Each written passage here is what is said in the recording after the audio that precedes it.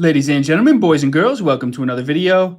Please hit the like button, hit the subscribe button, and hit the notification bell so you will be updated on all my future progress. So as I said in my last live stream, reducing fractions to lowest terms deserves its own video. So this live stream is going to be focused exclusively on reducing fractions to lowest terms.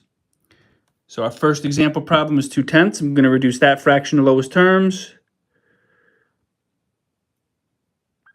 So the quickest, most effective way I know to reduce fractions to lowest terms is you divide both the numerator and the denominator by the greatest common factor. So,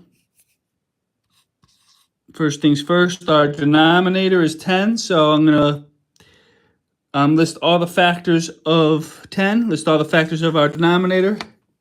Then I'm going to list all the factors of the numerator.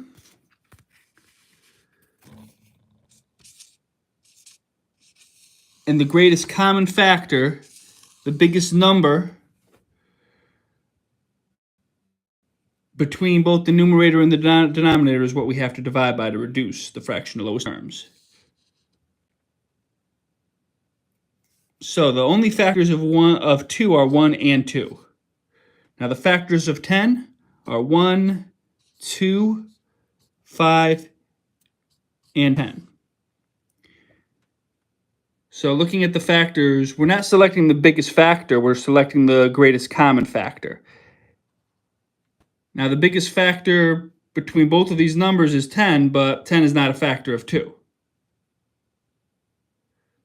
2 is a factor of 10, but 10 is not a factor of 2. 5 is the second biggest common factor. 5 is the second biggest factor, but 5 is not a common factor. 5 is not a factor of 2. 10 is not a factor of 2. The greatest common factor is 2. 2 is a factor of 2, and 2 is a factor of 10. So 2 is our greatest common factor. Even though there's 2 factors listed here that are bigger than 2, they're not common factors because they're only factors of 10. They're not factors of 2. So 2 is what we need to divide by. So 2 divided by 2 equals 1. 10 divided by 2 equals 5. So 2/10 reduced to lowest terms equals 1/5.